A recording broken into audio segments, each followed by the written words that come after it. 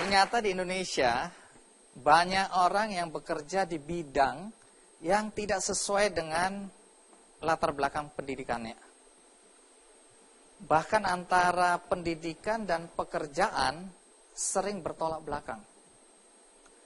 Tapi herannya banyak yang sukses.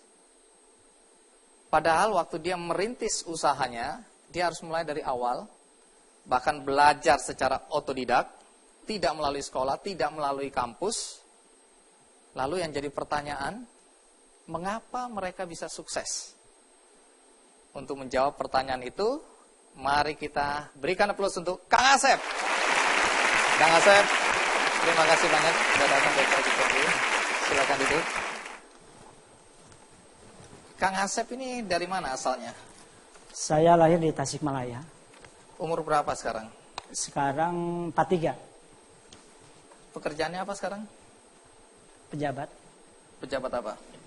Pengangguran Jawa Barat. Oke, kalau gitu sampingannya hobinya apa? Kita kuliner.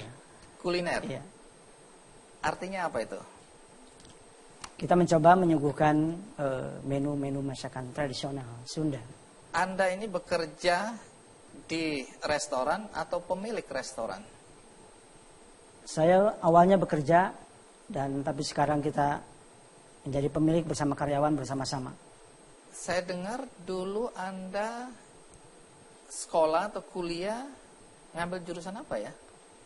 Saya kebetulan kuliah di IKIP, ngambil jurusan seni rupa. Seni rupa? Iya, seni rupa. Sekarang bisnisnya kuliner? Kuliner. Ya. Nyambungnya di mana itu? Karena kita mengembangkan bakat kubutuh. Jadi sambung-sambungin aja gitu. Oh, disambung-sambungin iya, aja. Sambung aja. Tentu kita bertanya-tanya bagaimana seorang lulusan IKIP, jurusan seni rupa, kemudian sukses di bidang kuliner. Nah, yang jadi pertanyaan juga, Kang Asep ini pemilik restoran apa sih? Sebelum Anda mendapatkan jawaban, mari kita simak liputan berikut ini.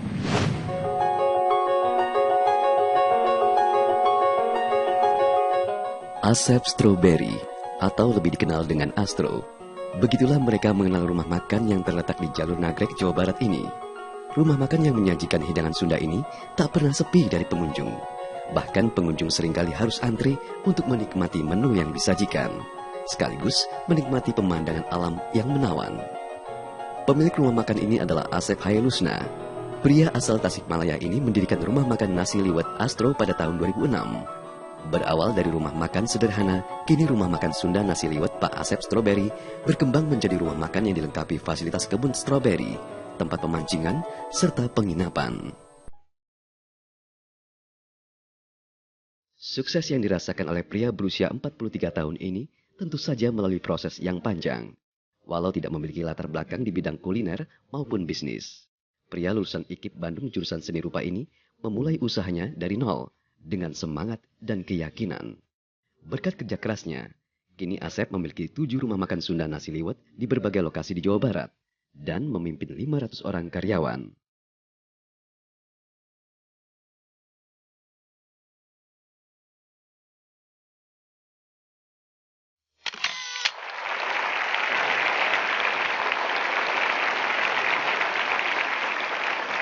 Asep Strawberry.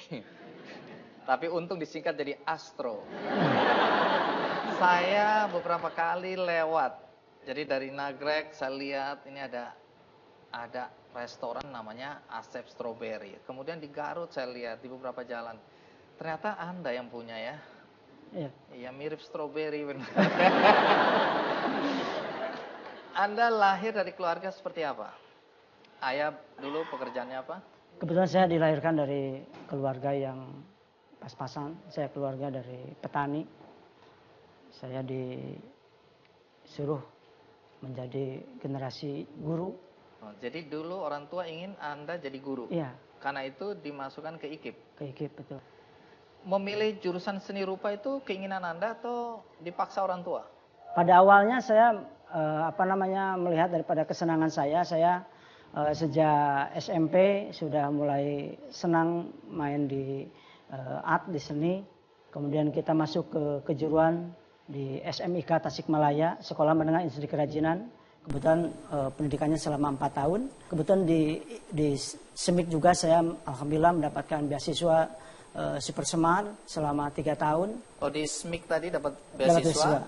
Terus waktu di IKIP kita Bandung ini masuk ke IKIP Bandung dapat PMDK.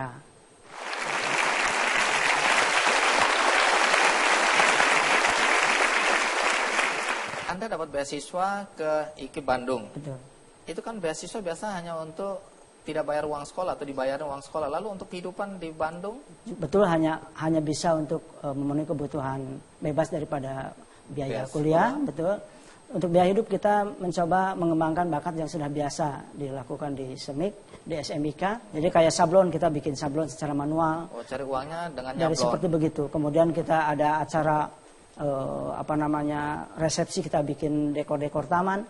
Kemudian kita bikin billboard, baligo istilah yang sekarang kayak papan nama gitu. Nah, dengan kehidupan seperti itu, jadi Anda cari uang sendiri. Betul. Saya dengar Anda juga harus bantu siapa? Keluarga juga. Adik-adik. Saya bawa adik-adik dari kampung untuk disekolahkan. Anda nomor berapa? Saya nomor 2 dari 4 berkeluarga. Oke.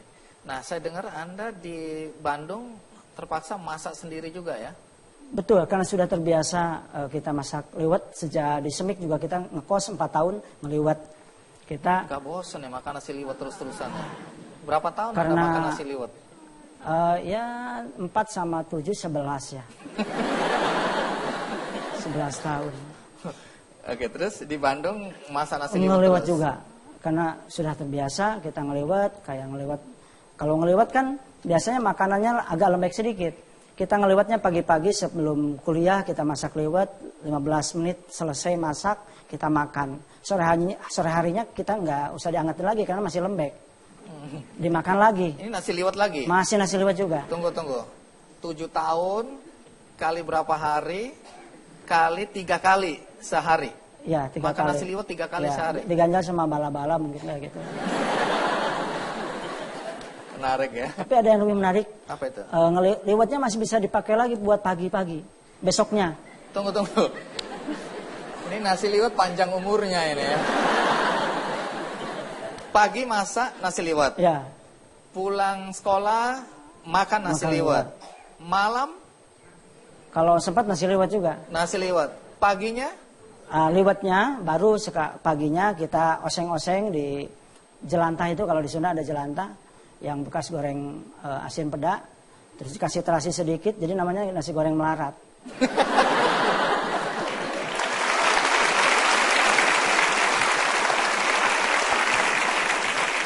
baik, itu kehidupan Anda di Bandung. Berapa lama Anda harus masak sendiri, berusaha mencari uang sendiri? Itu berapa sampai tamat? Sampai lulus 97. Sampai lulus. Ya. Nah, kemudian setelah lulus Anda kerja apa ya? Kita mencoba karena kebetulan kita di bidang seni, kita membidangi eksterior interior. Jadi ada beberapa yang diberikan kepada saya itu mendapatkan proyek-proyek baik pertamanan maupun konstruksi bangunan villa kayak begitu. Nah, itu kita sudah mulai sejak kuliah saja kita sudah mulai mengerjakan pekerjaan seperti itu. Saya dengar sempat ada sengketa kemudian masuk penjara. Sempat. Karena kita mencoba berekanan berusaha dengan seseorang, tetapi karena memang harus dihadapkan dengan seperti itu, ya kita relakan saja. Oh, masuk penjara berapa lama? Hanya 24 jam.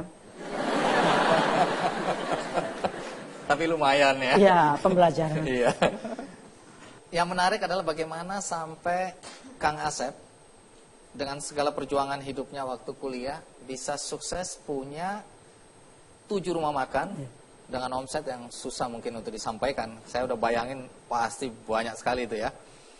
Tapi bagaimana kisah sukses ini saya akan tanyakan sesudah kita rehat. Ikuti terus Kick Candy.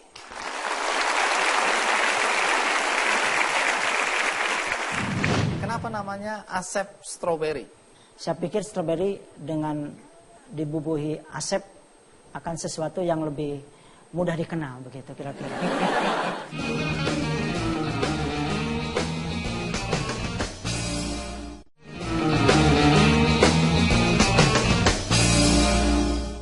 Dipersembahkan oleh didukung oleh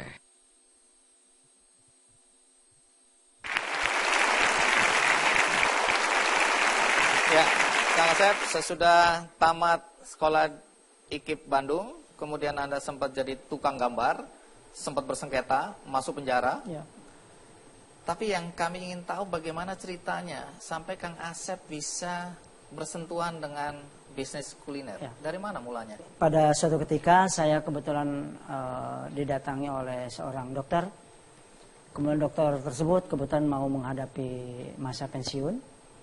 Kemudian saya ditanya oleh beliau bahwa Pak Asep, saya punya tanah di Lembang, di Bandung Utara itu, di Lembang, bahwa saya akan pensiun sebentar lagi.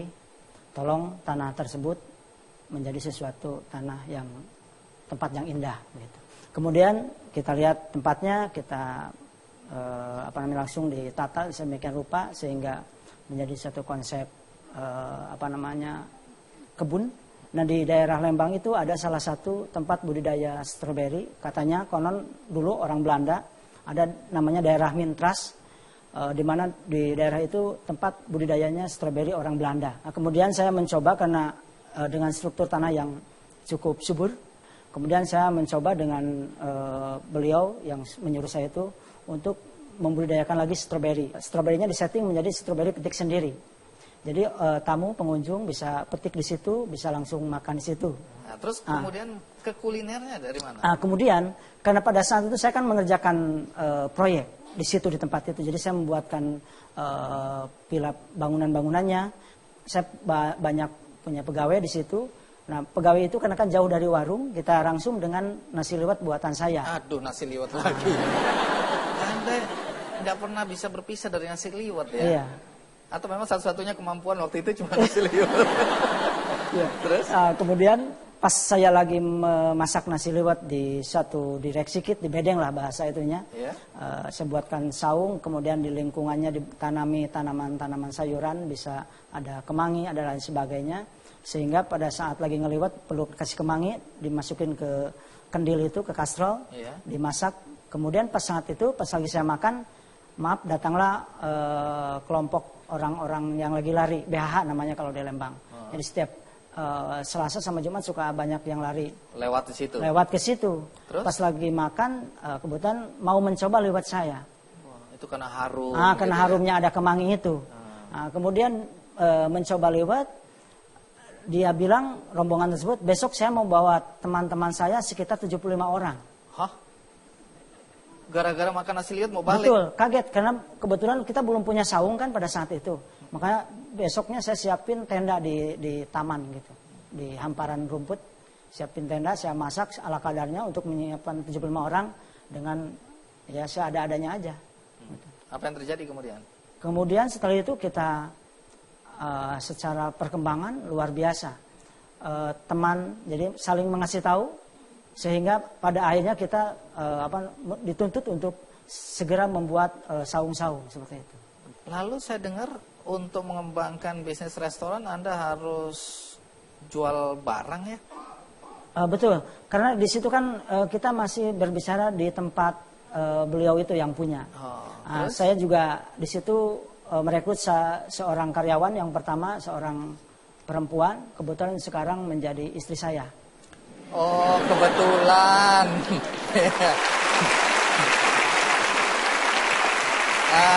Karyawan yang kebetulan jadi istri dibawa nggak? Ada. Nah, boleh berdiri nggak? Karyawan yang kebetulan jadi istri.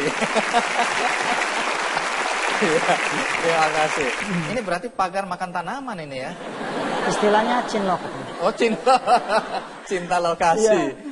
Baik, jadi dengan istri kemudian mengembangkan bisnis ini. Kebetulan saya kan nikah. Setelah itu nikah, kemudian kita keluar dari tempat itu.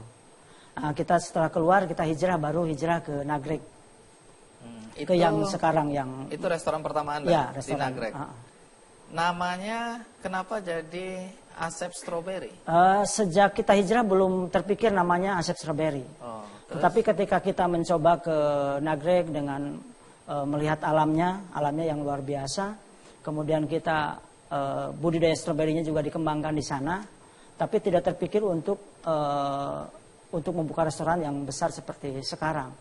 Hanya saya lebih akan melihat dan menikmati pemandangan yang memang luar biasa di situ. Karena alam pesawahan yang bagus, kemudian saya dengan istri merencanakan agar bisa menikmati tempat itu.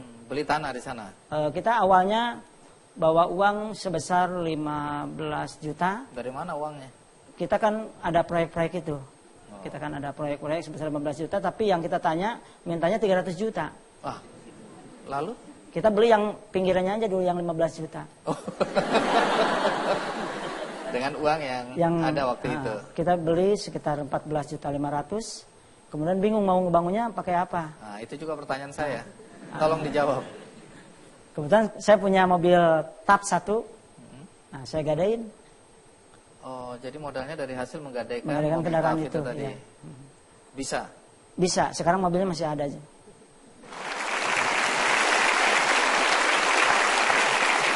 Iya. Mobil sakti itu jangan dijual ya. Iya. Sakti. Gara-gara dia bisa berkembang sampai 7 restoran sekarang. Alhamdulillah. Dan di Garut juga ada ya? Di Garut ada 5. Di mana aja? Di Garut, di tengah kota juga kita siapkan. Kalau yang tidak mau ke luar, di tengah kota kita siapkan juga ada kafe Astronya Cafe. Kemudian dari Garut mau ke arah Tasik kita siapkan juga ada Astro Cimaragas. Kemudian kalau dari selatan mau ke Bandung, terlalu jauh untuk ke Nagrek, kita siapkan di Astro Ciawi. Iya. Soal nama tadi belum selesai. Ya. Kenapa namanya Asep Strawberry? Karena saya merasa bahwa strawberry itu sesuatu yang memang semua orang pasti menarik terhadap melihat daripada penampilan buah strawberry tersebut. Saya pikir strawberry dengan dibubuhi asep akan sesuatu yang lebih mudah dikenal begitu kira-kira. Jadi Anda dipanggil Asep Strawberry nggak marah ya? Senang saja. Oh, senang sekali. Ya. Baik, jadi sekarang ini setelah berkembang bukan saja restoran, tapi saya dengar keistimewaan dari tempat Anda ini adalah produk-produk dari stroberinya ya? Betul. Pertama karena kan kita dikuatkan oleh alamnya yang luar biasa.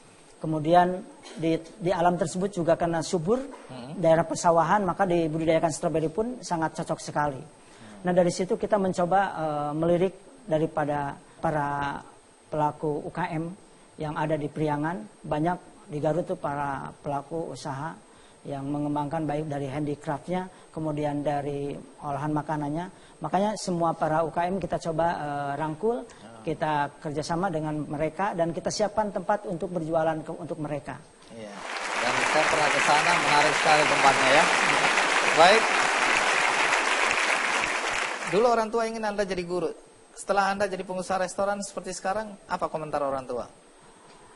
Yang menjadi keinginan orang tua pada saat itu, karena kan kalau guru pada saat itu sangat stabil kehidupannya, kelihatannya.